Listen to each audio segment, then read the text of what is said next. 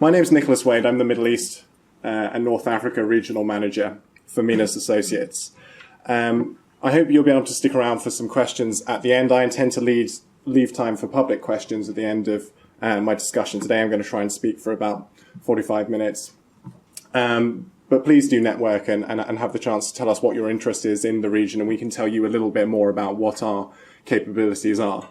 I'm going to highlight one service in particular, is that for 3 months at the start of next year, we're offering free updates from the countries that we cover, and you can select which countries you want updates from. Now, I know everyone's got an eye on their watch and their wallet. We're all busy.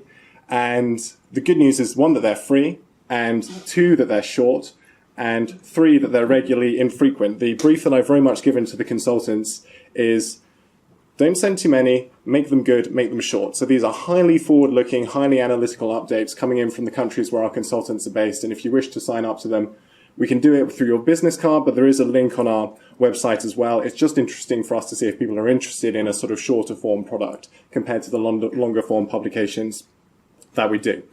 More on that at the end. I want to give you what you came for, which is my talk about the Middle East and North Africa. Now, it may interest you to hear that I actually think the Middle East is going to become more stable in the next 5 or 10 years, and that's a strange thing to say, that sitting where we are now, looking at the calamity that is one of the world's least stable regions. But rather than being enigmatic, I'm going to explain to you right away from the off, also if I run out of time, what my argument is. I've divided this talk roughly up into 3 different sections. The first one is what I've termed the intervention arena, which is what I think we really see in the Middle East at the moment. That is that 2 developments in particular, the Arab Spring, both the causes and the consequences of it, which I'm going to discuss very briefly, and a slight, not necessarily reduction of US power in the region, but the fact that the United States is no longer willing to use that influence that it has as assertively as it has done in the past. The combination of this is that there is more opportunity for different states to intervene, and they've been encouraged to do so by outside powers. They've been encouraged. We often hear we need Arab states or Sunni states to intervene in the regions to solve their problems. That doesn't really take into account the fact that these states are not a homogenous bloc. They have their own rivalries. They compete with one another. And we're actually seeing states in the region pursue very individual policies in a very distinctive way. And I'm going to try and talk you through who's trying to achieve what in the Middle East at the moment and who's competing with whom and why. And that has implications not just for security developments, but also for investment dynamics as well. And my second point is what I call the stability imperative. This is that there's a huge sense in the Middle East at the moment, from its people, from the governments of the region, from the international powers that have influence there, that we need to stabilize this region, that we need to achieve stability in Syria, that we need to achieve stability in Libya. Now, civil wars are enormously complicated. They only tend to be resolved once the 2 sides conclude that they can't really fight anymore. And actually, most of the civil wars in the region have reached that point now, I'm going to argue.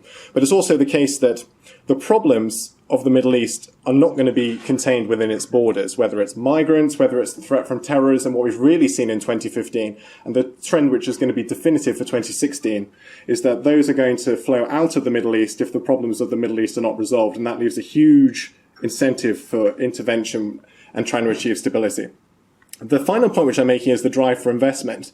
Now, this doesn't apply for all states. When it comes to Syria, when it comes to Iraq, I'm sure you may not be flooding your investments into Homs just yet. But the fact of the matter is the whole country is going to have to be rebuilt largely sooner or later. The amount of investment that these countries will require is phenomenal over the next few years. And it may seem absurd to speak about it now, but if you take a long-term forecast, the states within the region do not want to host 6 million Syrians as refugees, as migrants anymore. They're going to want them to go back and live in Syria if they can achieve that. There's going to have to be an enormous amount of investment there to achieve that. But I'm going to talk in much more contemporary terms, specifically about North Africa, the investment imperative there, and Iran, which I know is one that many people have an interest in. These are states with a huge incentive to attract investment, because whatever stability is achieved is going to only be temporary unless it can really feed the demand for economic growth within these countries, which is necessary to sustain those populations. That's my talk in a nutshell. If you want to nod off, you've got the gist of it, but let me go into the details a bit now. So the intervention arena. I mean, this really hinges on the Arab Spring. What is the Arab Spring? I mean, there's an enormous amount of literature being written about it. The name itself is something of a misnomer now. How did something which epitomized hope really translate into something so so associated with violence and instability. I want to take you back to a very specific moment, not actually in 2011, but in 2013, which I really think epitomized what the Arab Spring was about. And this was when Mu'adh al-Khatib, who was the head of Syria's main international opposition group, had been recognized by many international powers as the sole legitimate representative of the Syrian people. He was invited by the Arab League to assume Syria's seat within the Arab League. And he sat down before the assembled heads of Arab states, kings, prime ministers, presidents, and he said, the Syrian people paid the price of their freedom with their blood. Their decisions stem from their interests, and they reject others' supervisions of their decision-making. Regional and international differences of opinion have helped to complicate this problem. Not any country, the Syrian people will decide who will govern them and how. He went on to say, our dear brothers, forgive me if I've gone beyond the bounds of diplomatic custom. There are words that I would like to say to you in front of all of our peoples. Fear God while dealing with your people. That last phrase is a slightly difficult one to translate from Arabic, but it's very much an indication of the power that lies in the people and the responsibility that you have towards them. Now, that was an electric indication of what the Arab Spring really was about. It was about popular agency. Its various definitions were all associated with the will of people to have a greater agency within their own destinies. They resented the lack of opportunities presented by their government. They wanted a greater degree of participation. Why did that go from a very hopeful movement to one that has caused so much instability throughout the Middle East? I don't want to dwell on this, but I do make some very quick points. I should have said at the beginning that the slides are available to purchase at the end, not for much, but for a modest amount, but that sort of may save you too much scribbling. The quick fall of dictators was associated with a long struggle against dictatorship. That's the differentiation I often make between you have a dictatorship, yes, but the legacy of what sustained that dictatorship for so long had built up over decades. It was multifaceted. It wasn't just one individual. It was associated with a whole ream of structures, whether political, legal, ideological, and they really lasted beyond dictatorships.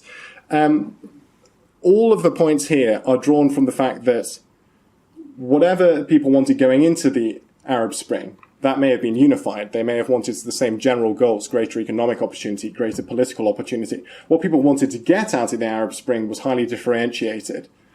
They shared grievances, they didn't share goals.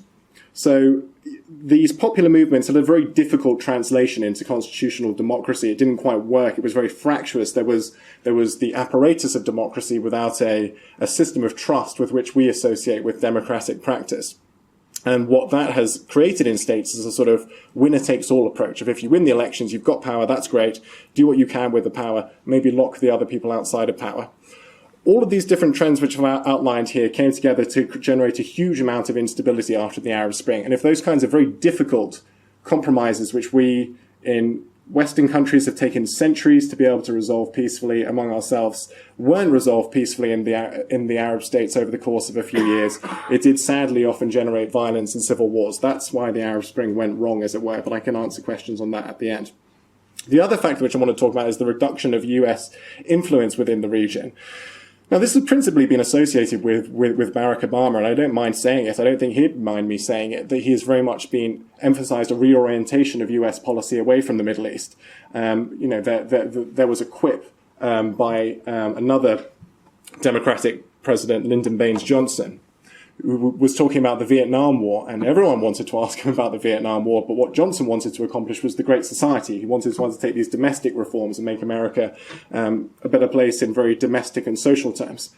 And if you'll excuse the mild profanity, Johnson said, I wanted to take the bell of Great Society to the bull, but instead I had to take the bitch Vietnam. It's a little bit like that for Obama in Iraq. He very much wanted to move away from the Middle East and reorientate American policy, but he keeps on being drawn back towards it. But he's taken very much a hands-off approach, Obama. His first Secretary of State was Hillary Clinton. I think she was a really typical representation of Obama's foreign policy.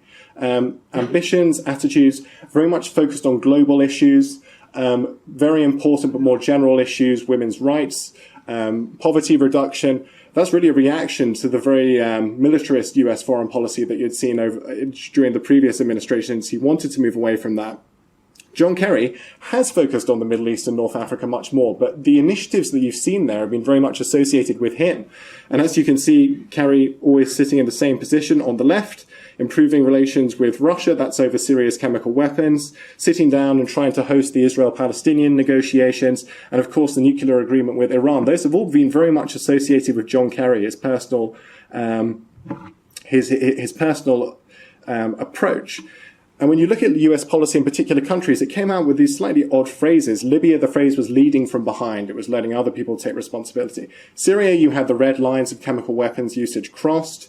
You had the American policy of arming the Syrian opposition announced by a White House aide through a phone call. It wasn't publicly announced, and it was abandoned 2 years later as a colossal failure. Iraq, well, we'll all remember Obama saying in June 2015, we do not yet have a complete strategy.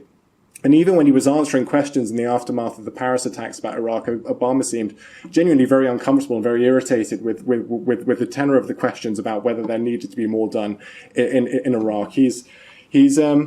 I'm not saying his policy has been bad. I'm saying it's been a particular and very different type of policy which has had implications for American influence for the region. It has declined. And whatever the results of the 2016 election in the US, and you should look towards those results because they will have implications for the Middle East. But the US alone is less able to be the sole influential actor within the region. That's my argument.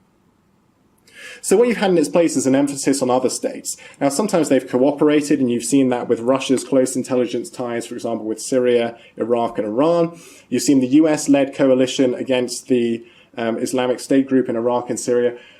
That's actually overwhelmingly been a Western coalition. It was very important that you had some of the Gulf states involved, but yes, they participated in airstrikes to begin with, but they've undertaken very few recently. There have been some, such as Jordan, which have undertaken more. But it's the Australians, the Canadians, the US, European powers who are primarily undertaking the bulk of those strikes, US doing more than most. But it is still a coalition, and it's a relevant model to discuss. European Union taking more of a lead in Libya. Egypt has a particular agenda there. And then, of course, you have the Saudi and Emirati-led coalition in Yemen. But what I really want you to look at in 2016 is that even when these states cooperate, there are significant differences between them. I wouldn't just take it as given that just because they cooperate militarily, they align on every single issue in the region. They don't. They form often highly pragmatic alliances. And for example, when you look at the trade policies of different states, when you look at the foreign relations of different states, they're often much more tense than these pure military alliances suggest. And I'm going to give you some real examples of that. So there's going to be an enormous amount of competition between these states, and I think that's something that's going to be very important for the Middle East in 2016. The competition isn't just going to take the form of military action. It's going to be economic influence within states, and states trying to develop influence within particular spheres in a way that doesn't quite sit comfortably with their traditional alliance patterns. So I'd like to start by discussing the Gulf states. A few quick points here of what to look at when it comes to analysing relations between the Gulf states in 2016. The first is that they had a huge amount of anxiety about the Arab Spring. They weren't comfortable with the process. They didn't like, in particular, how the US swiftly abandoned Hosni Mubarak in Egypt, who had been there for 3 decades. The Arab Spring generated, without going into the background, an enormous amount of rivalry between Qatar and the other Gulf states, and they wanted to seek stable governments. That's more in the past. What we look at going forward is unifying efforts, which are really being led by Saudi Arabia to try and bolster GCC solidarity. Now, Saudi wants to do that to provide a counterbalance to Iran.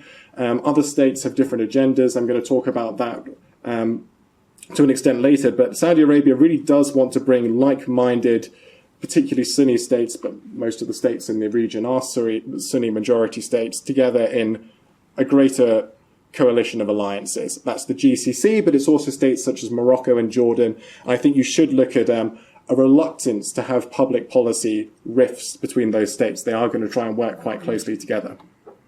The complicated thing is they actually have different enemies.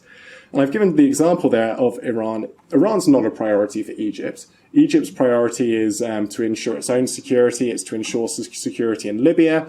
It has very different interests to the Saudis in Syria. Whereas the UAE would actually benefit to an extent from the opening of trade with Iran. They've positioned themselves quite effectively in that sense. But for the Saudis, the enemy number one at the moment is Iran. So you do see a lot of tension there, and I would expect that to come to the fore more if we're going to have diplomatic processes to try and solve these wars. Qatar's rehabilitation. I mean, Qatar had suffered a very public rift with Saudi Arabia, Kuwait, and the UAE in particular. But it's really going through a lot of effort to rehabilitate itself. It's undertaking a much less forceful foreign policy than it has done in the past. And Qatar, for a long time, even when it was involved in backing principally Islamist movements, Muslim Brotherhood associated movements in states such as Egypt, Syria, Libya, it prided itself on its diplomacy. I can remember speaking with the Qatari foreign minister last year, and he said, well, Qatar, we're mediators. We enjoy mediating. And at the time, they were trying to mediate an agreement between the Taliban and the US, which was based in Doha. And they've been mediating again. They mediate between different factions in the south of Libya. They mediated the release by an extremist group in Syria of 11 Lebanese soldiers. The Qataris are trying to bolster their regional favour by undertaking more of these policies. And yes, all of those old wounds aren't quite healed, but I think you will see Qatar coming back into line with the Gulf states to a much greater extent. Omani independence, Oman has a unique and quite fascinating position in the Gulf states. It's going to continue to retain that. It's going to continue to be able to trade effectively with Iran and also with the US as well. And it always sits apart in terms of the interventionist foreign policy of the Gulf states. It's something of a law unto itself in a very positive way within the region. People often ask me, what if the Sultan dies? Sultan Qaboos hasn't been well, suspected that he has cancer. I think in the short term, if he does die, it would be a very emotional experience, but not necessarily a disruptive one for policy, especially trade policy. I think in the longer term, if you sign contracts with Oman, whatever new ruler there is, those contracts may be up for revision. Various policies, particularly Oman's staunchly pro-British policy, may be up for revision in the longer term. But in the shorter term, I don't think much will change. And Saudi Arabia concentrated on Yemen, concentrated on trying to ensure its own succession. I think Mohammed bin Nayef, the deputy crown prince, is looking stronger than Mohammed bin Salman, the defense minister at the moment, in terms of the succession. And I think that's a trend which you're going to see continue. I mean, people link it to developments in Yemen. I think that's a fair assumption. I'm going to talk about Yemen a bit more later. I do actually think the Saudi succession is a lot more stable and secure than people give it credit for. And I think Saudi Arabia will go through the low oil price regime at the moment with less discomfort than some people think, but we can talk about that later. Just discussing Iran recently. That's Qasem Soleimani, who's head of the Quds Force of the Revolutionary Guard Corps. He really epitomizes Iran's emphasis on covert intervention. They've been doing that. He's been very active in Syria. He's been active in Iraq, trying to ensure that Iran props up its allies. That's what Iran's going to continue doing in 2016. People say, well, if Iran comes back online with the sanctions, it gets all of this money. What's it going to do with it? How is it going to use this money to destabilize the region? Is it going to pour it into Yemen? Is it going to try and shake up Saudi Arabia's eastern province? The answer, I believe, is no. It's going to pour it into Syria. It already pours money that it can't really afford into Syria. 6 billion is a conservative estimate. Syria is the absolute priority for Iranian foreign policy and will continue to be. Yemen doesn't compare in terms of the importance of Syria to Iran. And the particular thing to note, because it relates to how there could be some tension with Russia further down the line, is that Iran has a particular attachment to Bashar al-Assad and the Alawites for various strategic and geopolitical reasons.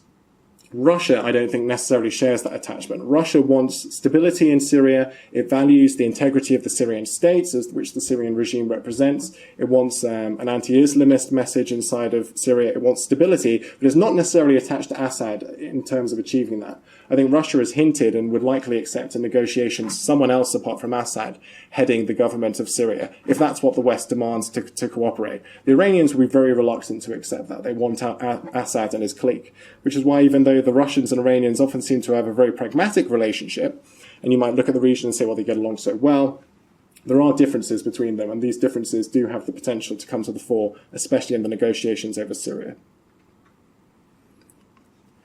Turkey's a fascinating state in the region at the moment. Just speaking very quickly about what its priorities are going to be. It has an enormous amount of commercial influence, particularly in northern Iraq. And I think even though we can debate the strengths of the Turkish economy, and I'll discuss it a bit later, I think that influence will continue. Turkey's priority is the Kurds. Again, this isn't a simple relationship. Turkey gets along well with the KDP, who are the dominant Kurdish faction in northern Iraq. The factions which it particularly hates are, of course, the PKK, which it's intensified its military offensive against, and also the PUK faction in Iraq, which is related to the PKK. Now, I don't want to get bogged down in the intricacies of Kurdish politics. I could talk about that towards the end. I think it's fair to say that so far, the Kurdish issue has been a greater priority for the Turks than anti-Islamist action. I think you're going to see that continuing in 2016. If Turkey wanted to take a full and committed stance against Islamist groups within Iraq and Syria, it could do. It has the resources to do that. But its priority so far has been within its own domestic security and within preventing Kurdish agitation from being strengthened. I think you'll see that can continue. So in 2016, look for the Turks to pursue a highly independent policy. Look for a pragmatic position on Libya. That's one state where the Turks have been particularly criticized for backing one side rather than the other. I think they appreciate that that's not really a policy that's going anywhere. I will discuss Libya a bit later, but I think the Turks will be much more pragmatic there. Poor relations with Egypt and Russia. Well, I wrote that before they shot the Russian plane down, so I think that's a trend which is clearly coming to last. Egypt, I mean, it's not one that you see often, but Turkey doesn't even recognize Sisi as the president of Egypt. Erdogan comes out frequently and says the president of Egypt, as far as I'm concerned, is Mohamed Morsi.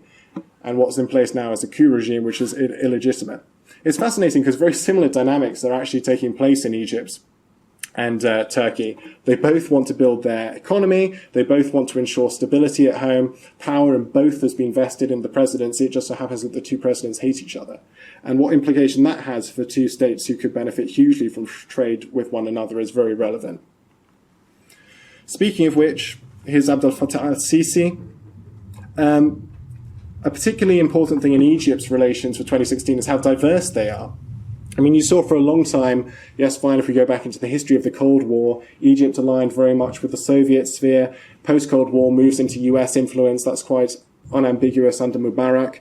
But what's been interesting about Sisi is the real diversity that has emerged in Egypt's foreign relations. He's been visiting Russia and China frequently. He has a very good personal rapport with Vladimir Putin. And of course, you've seen an enormous amount of support from the Gulf states, particularly Kuwait, the UAE, and Saudi Arabia. It had been Qatar, which had given a lot of aid to the Muslim Brotherhood-led government. Qatar's role has declined somewhat. You may see that coming back. But on the other hand, those other Gulf states have really been a primary financial prop to Egypt. I think that will continue, but just don't be under any illusions that there is an enormous amount of tension in relations between Egypt and the Gulf states. Yes, they have some pragmatic alliances, but Egypt, throughout its history, has never made a good, obedient client state. It's never said, fine, you give me my money and I'll give you what you want. It doesn't work that way. And the cultural differences between the Gulf states and Egypt are enormous. So I think, while it's an exaggeration to say that it's like the relationship between the Gulf states and the US, it's a highly pragmatic one. They have more in common than that. This is still a very pragmatic relationship. And it is one which is full of tension. The Egyptians are not in the least bit interested in intervening in Yemen. They'll go along with that for the show of solidarity. They hold a totally different view to Syria than some of the Saudis. Sisi is much more sympathetic. I'm not saying he's in favor of him, but he's sympathetic to Assad and the anti-Islamist position of the Syrian government. He wants to keep stability in Syria above everything else. It's very different to the Saudis, and I think you should really look for tensions emerging in that relationship. There's a raft of issues over which tension can emerge. You saw with the downing of the Russian plane over Sinai, for example, how tensions with the UK flared up very quickly. That was over a perceived failure to share intelligence with the UK. Relations between Egypt and the UK are, I'm trying to think of the euphemism that a diplomat I spoke to a few months ago used. They're positive, I think he said, but they are certainly tense. There were disagreements over the human rights concerns in Egypt. European states in particular want to move on beyond that. They don't want to keep on. There's an emphasis on achieving stability in the region. They don't feel like picking out human rights issues as much anymore. They want stable governments. But they are concerned about Egypt's policy towards security and look for that causing tensions, especially between European states and Egypt going forward. And look at Libya. Libya is Egypt's primarily foreign policy agenda at the moment. I mean, Egypt's foreign policy it's almost been an oxymoron. Egypt's very much focused on its domestic policy. It doesn't like intervening abroad. It doesn't like projecting its power abroad. Libya could be an exception to that. It particularly wants intervention within Libya, and it particularly wants NATO and the UK to play a leading role in that. That may happen. We're seeing a debate in this country about Syria, and that may be extended to whether we should intervene in Libya to solve a problem there. I'll discuss the peace process in Libya later, but Egypt will be pushing for that. But its priorities are very much internal. Egypt, it wants to attract investment, and it wants to counter the domestic threat from Islamist militancy. And on those very basic levels, it has an enormous amount of work that it can do with the Western states, with the European Union. I think there will be a real drive, despite the tensions, to improve relations with Egypt. And finally, Russia. I mean, Russia is taking a much more assertive stance in the region at the moment. If you didn't see an article which I wrote explaining the difference in foreign policy approaches between the West and the Russia, I don't want to quite go into the details of that in the moment. Just ask me and I can send it to you. There's a quite neat distinction in that the West recognizes states, not governments. So this gives it a very flexible policy. What does that mean? Well, it means when the Muslim Brotherhood government was deposed in Egypt in 2013, Britain and America could put up their hands and say, well, we recognize states, not governments. So, of course, we'll continue doing business with Egypt. That's allowed the West to have a very flexible policy in the Middle East. It's allowed it to oppose some governments. It's allowed it to support others. If you want to get rid of Gaddafi, well, you recognize states, not governments. If you don't want to recognize the Syrian regime and you want to call the opposition the legitimate representatives of the Syrian people, that's fine because you recognize states, not governments. And that's allowed the West to kind of flit around a bit in terms of its policy. Russia is the complete opposite. Russia defines the state through its government and says that the government is responsible for stability within the state. Russia is determined to back governments that exist, especially if they stand up for stability within the region. And that's caused a huge amount of tension with the West. You saw that in Iraq in 2003. Its worst point was actually Libya in 2011, when, as far as Russia was concerned, it abstained from a UN resolution which allowed NATO states to take all necessary measures to protect civilians in Libya.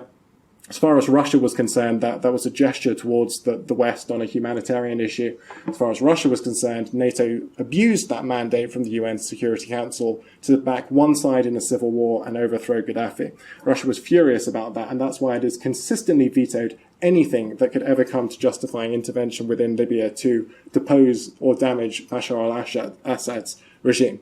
So Russia emphasizes the UN system, it emphasizes its veto right, it also prioritizes stability in strategic alliances.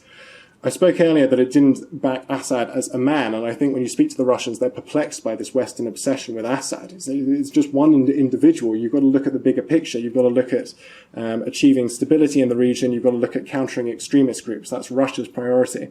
I think Russia would be quite happy to trade in Assad if it meant getting Western support for a broader solution to the Syrian conflict that countered the extremists, minimized Islamist influence, and kept the structure of the state in place. And that's something which the West very much shares. Having seen Libya, having seen Iraq, it does not want to tear down every institution in Syria, then try and build it again.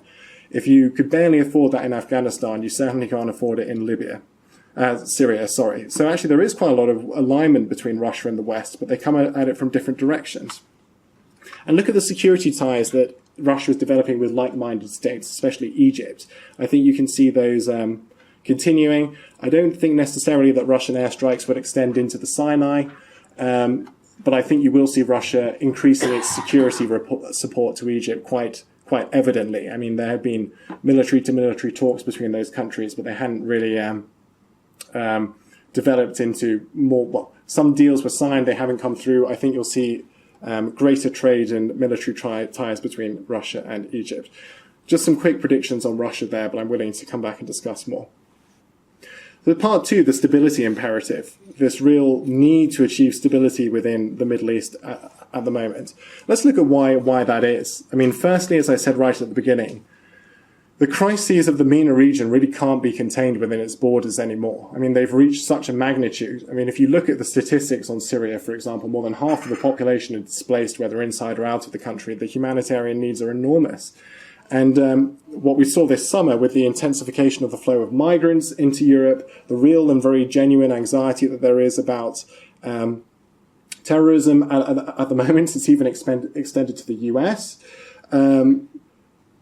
We live in a much more internationalized world. I mean, you know, it's not just a question of Twitter and Facebook and the internet, cheap air travel. These people have walked to Europe. They've walked thousands of miles in some cases, train, bus, to get to seek asylum in Europe. The problems of the Middle East are not going to stay there. They're going to move beyond its borders unless these problems are solved. That has implications not just for Europe, but states across the region who are really going to try and put their diplomatic, military, I think, resources into trying to solve this.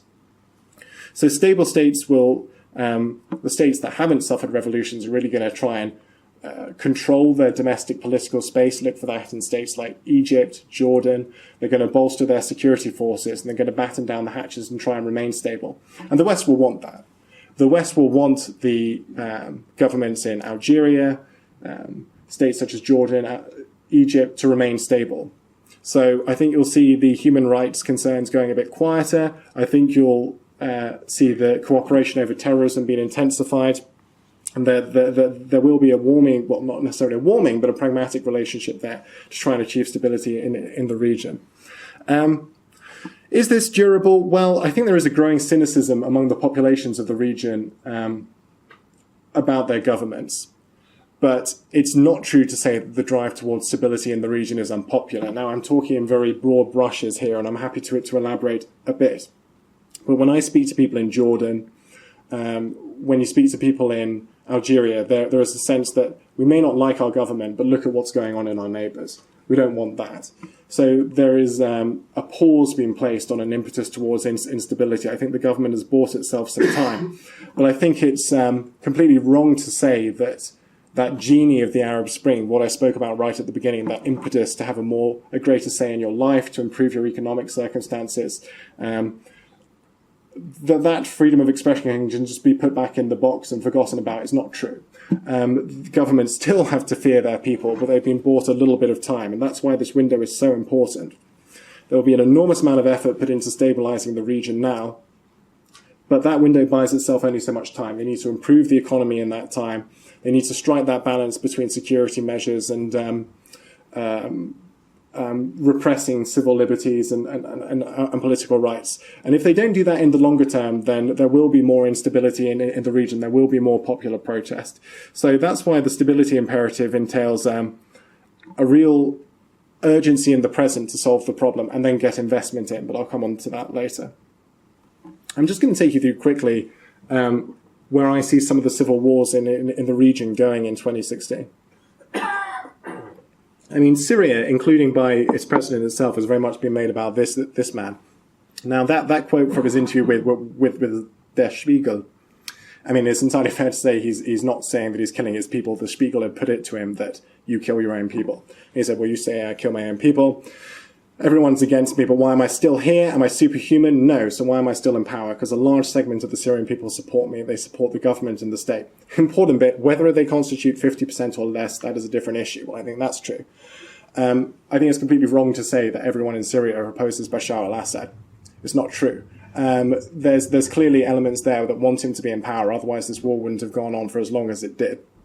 It's also true to say that an enormous amount of people don't want him as the president and blame him for everything that has happened. It's also true to say that there are many who just want the fighting to finish. They just want to go home. They just want to rebuild their lives. So Syria, one way or another, has come down to Assad, whereas I don't think, in terms of the structures of state throughout the Middle East, Assad isn't as integrated, isn't as pervasive throughout the structure of the state as, say, a Gaddafi was or a Saddam Hussein was. I think he heads the regime, but he was never groomed for it. He never. I think he's become trapped inside a certain dynamic, but I think it's inevitable that you're going to see the end of the Assad dynasty. I mean, power passed from Hafez al-Assad to Bashar. It's not going to pass to another Assad. The bare minimum, the only way the Syrian civil war is going to be resolved is if some kind of a deal is struck between the government and the more moderate and pragmatic elements of the opposition. And that may include Islamist elements, some kind of power sharing agreement. They have a shared enemy in the extremist groups. They have an enormous amount of pressure being brought on to bear on them by their various diplomatic backers at the moment. That's the only way the conflict's going to end. So how are you going to achieve that? The bare minimum that is required for that is that Assad leaves power.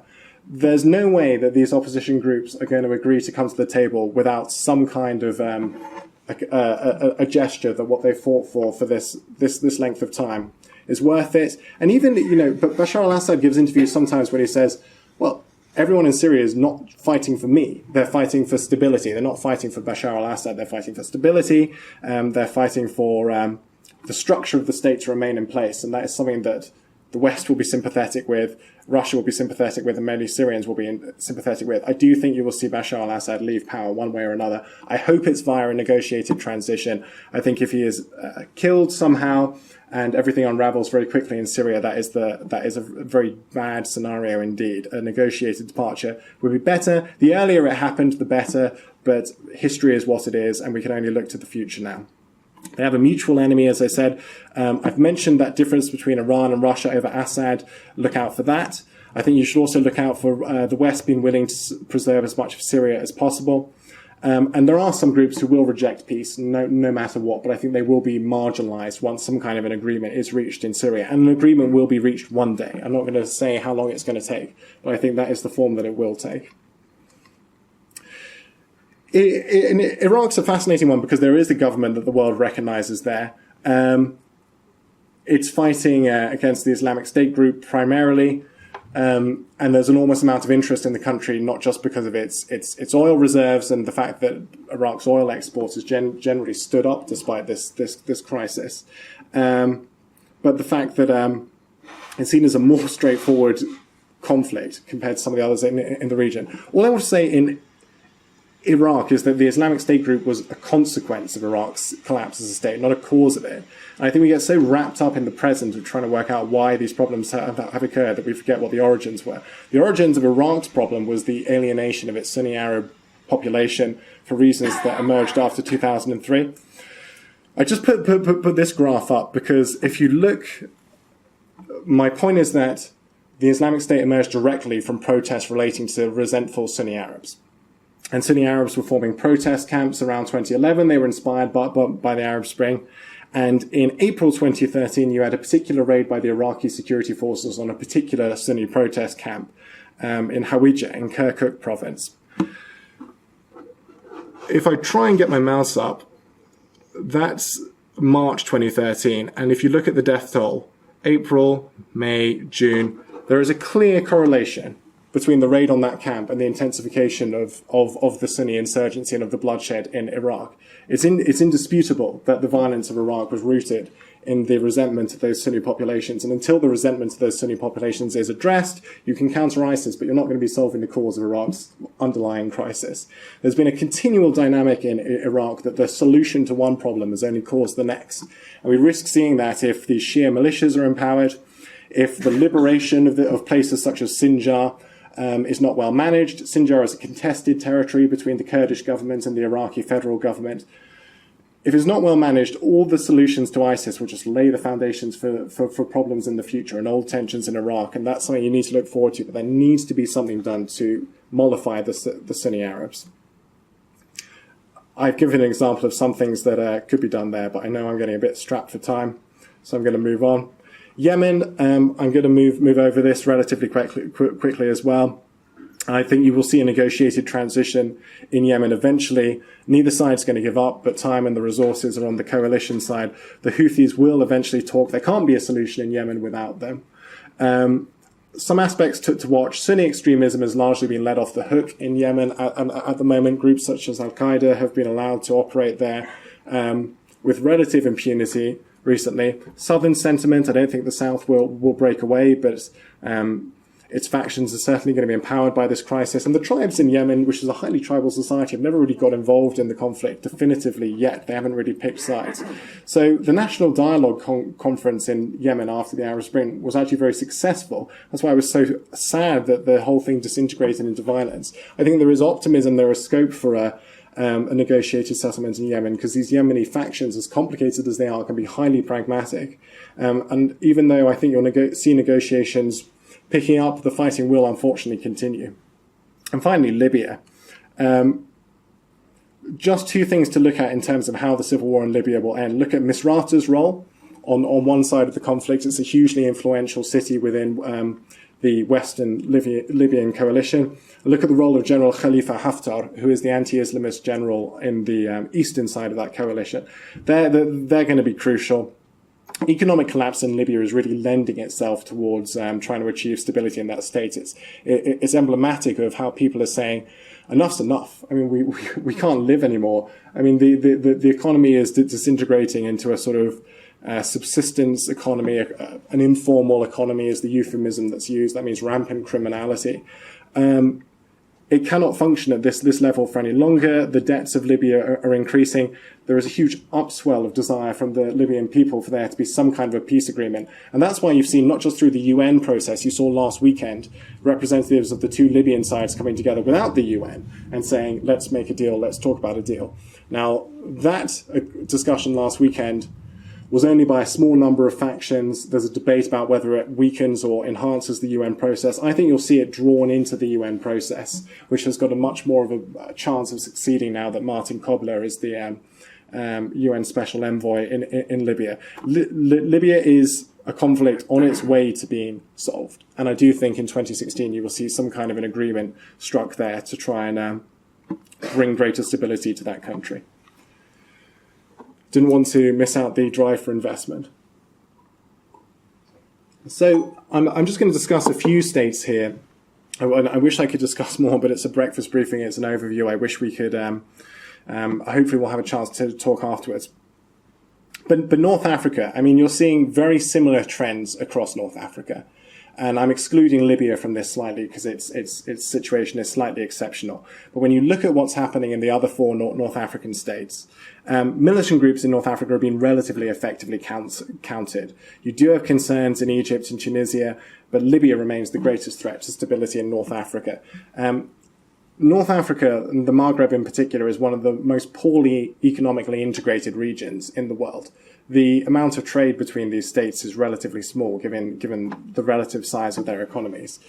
You would hope that if, nevertheless, security challenges do seem to be able to move across borders, and you would hope that that gets them more involved in solving the Libyan conflict, and I think it will. There's a huge emphasis on stability.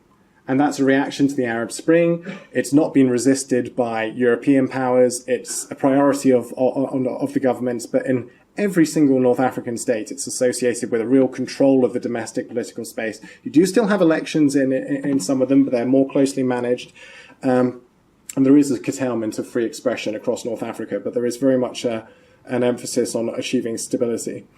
The powers that be, well, the security forces have been empowered, and you do have, for example, in Algeria, you've seen it in Egypt's elections, you've seen it in Tunisia's elections, representatives of the old ruling parties coming back into power. They've been elected. It's democracy, it's a distortion of democracy in that they have the networks, they have the influence to become elected. But I think there is a genuine desire for more stability, and that's one of the symptoms of it. But what wraps this up is there is a desire to achieve order, and that's not necessarily unpopular. One thing I think you should look at is the elections in Tunisia and Morocco. Tunisia is not due them for a few years. Morocco's are coming up next year. I spoke right at the beginning about how there hadn't been a culture of trust within the Arab Spring politics. There hadn't been power sharing in any real sense. Tunisia is the only real state in which there has been power sharing, and they got a Nobel Peace Prize for that. So that shows how high the stakes have become. It needs to happen in Morocco, where you have the PJD Islamist government there, but you have other parties which, especially in the local elections, the increase in their popularity has been quite marked. Morocco has been a very attractive investment destination. I think it will continue to be one. But you need to look if there's going to be any power sharing with those parties as they begin to rise and gain more influence. There's going to have to be, and I think that will be arbitrated by the king, but that's something very keen to look out for.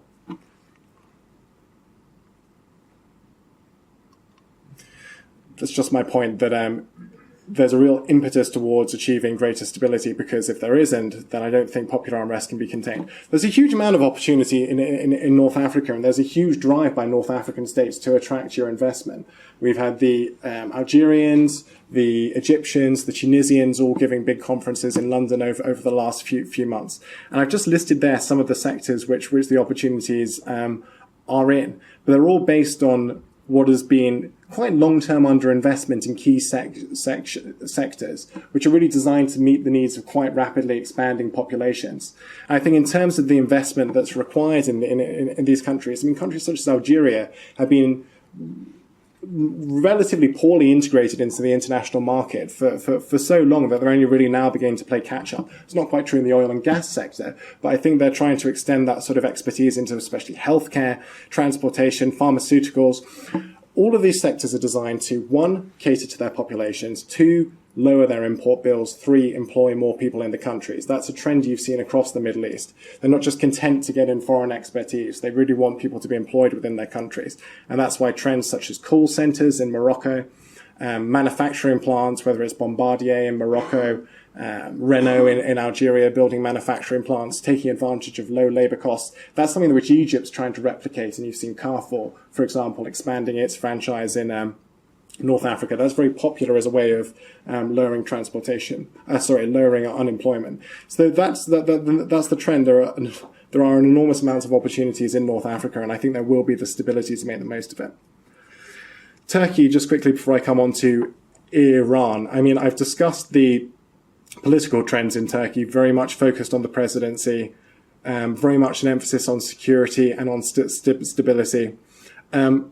I put some statistics down at the bottom there just to show the effort that Turkey has put into expanding its reach. The increase in its embassies, the increase in its airports, the increase in Turkish Airlines capacity. Turkey is very much a country that wants to project its integration with the rest of the region, and to do so effectively. But there is an uncertainty in the economy. I mean, you saw all of its economic vital signs shoot up in the aftermath of the AKP victory after it had briefly lost its majority. All those plummeted again when the Russian jet was shot down. There's a lot of uncertainty over Turkey, and that's in part due to its president, and it's part due to other factors. But Turkey has a huge amount of opportunities and is determined to extend them into the rest of the region. I've just put some examples there. I mean, the transportation and real estate projects in Turkey continue at a huge pace. I don't think they'll want to exacerbate that for too long going forward. They'll want to keep that investment in real estate and transportation, but they're really going to try and increase manufacturing, consumer goods, focus on export markets, much more coming up in 2016. I'm rushing through slightly, and I apologize because I know you wanted to get onto this bit. So I would be, to save the question at the end about when implementation day might come in Iran, February 2016 is the best bet. I'll come on to some of the numbers, but I think when you're all looking about when implementation day might be, I just want to give you some things to look out for in terms of what some of the factors may be. Firstly, I'm not a lawyer, but it would be remiss for me not to say all the sanctions remain in place until implementation day, except those which have been removed under the previous deal. US primary sanctions are going to remain after implementation day. All sanctions regarding terrorism and human rights will remain. So it's not going to be a straightforward environment after implementation day, but it will be more straightforward. 15th of December, not too far away, but this is the date for the IAEA, without wanting to go into a very technical detail, issuing a clarification of past and present outstanding issues surrounding Iran's nuclear program. That means possible military dimensions. The IAEA doesn't use that terminology, but that's what it refers to. This is a separate track to the JCPOA, but it's been linked, particularly by the Iranians, particularly by the Supreme Leader, who says, until this is cleared up, we're not going to go all the way in implementing the JCPOA. So it's a complicated issue. The IAEA is, as I say, going to release its report soon. I think it's been sent to the Board of Governors already, but it hasn't been published. The trouble is that the IAEA report is going to be a technical report. It's not really equipped to say there have never been any issues ever. It's not that kind of report. I think a kind of compromise which you may see is the IAEA saying there are no outstanding issues, i.e. there's nothing that it wishes to continue investigating. If there's insufficient information from Iran, if the IAEA doesn't feel that it can definitively say no outstanding issues, then there's going to be a very technical report which is going to have to be interpreted by all the sides, and that has the potential to disrupt the process. So just look out for that. Because as I say, the Iranian Supreme Leader has very much linked this to the JCPOA's implementation. and likewise, if there is evidence that Iran ever has had a nuclear weapons program, the Republicans in the US will love that. Various other spoilers who don't want this deal to go through will seize on that. And it's a deal based on trust. As this second point indicates, look at what the US Congress and state governments are going to do. And I do enjoy this juxtaposition, mainly because they both use very bureaucratic languages. But let me just use Ali Khamenei, the supreme leader of Iran, October 2015. Any impositions of sanctions at any level and under any pretext, including repetitive and fabricated pretexts of terrorism and human rights, on any part of any of the countries involved in the negotiations will constitute a violation of the JCPOA, and the Iranian government would be obligated to stop its activities and committees under the JCPOA. Well, the word any crops up a lot of times there. And I think partly this was designed to bolster the Iranian position, but also there is a genuine frustration on the part of the Iranians that other countries seek to impose continued sanctions on them. They really want this deal to be the end of the sanctions issue for Iran, and have said, if you impose any more on us, that's it, no more JCPOA. Compare that to the text of the JCPOA. If a law at the state or local level in the United States is preventing the implementation of sanctions lifting as specified in the JCPOA, the United States will take appropriate steps, taking into account all available authorities with a view to achieving such implementation. Appropriate steps, I'm not sure what that would mean in the US's domestic political context at the moment. The United States will actively encourage officials at the state or local level to take into account the changes in US policy and refrain from actions inconsistent with this change in policy. Watch that space, and that space is the US political domestic space. It has a huge amount of capacity to disrupt relations with Iran. Snapback, I mean, I think any of you interested in Iran and the JCPOA will have covered this.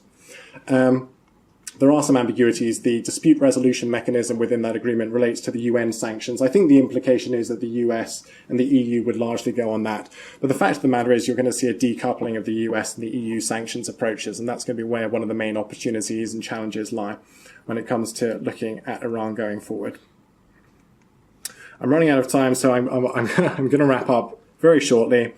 Just a little bit on the timing of the JCPOA. Look out for those two elections on the 26th of February 2016. They're very important elections to the Iranian parliament, the Majlis, and also to the Assembly of Experts. This is this body that is elected every 7 years, I think, and among its other responsibilities, it elects the Iranian supreme leader. And there's no guarantee that the current supreme leader is going to be in that office for 7 more years. So whichever Assembly of Experts is elected this time is likely to be a very significant one. The Iranian government is determined that implementation day happen before these elections because it wants to reap the popular goodwill, which it thinks will occur as a result of that. On the other hand, I mean, there's a lot of work to be done in terms of the practical matters that have to be undertaken in terms of implementation. The Iranians have moved when they think they'll be able to implement it. I mean, they had initially said the end of 2016, 2015. They then revised it to January. I think the current best estimate, as I say, is February, but a conservative estimate, bearing in mind all of what I've said, is spring 2016, sometime around then, looking for the crucial signs of whether this is going to go through or not. As I say, our own Iran publication, Iran Strategic Focus, has been running for more than 27 years now. Great piece of analysis into the state says February 2016.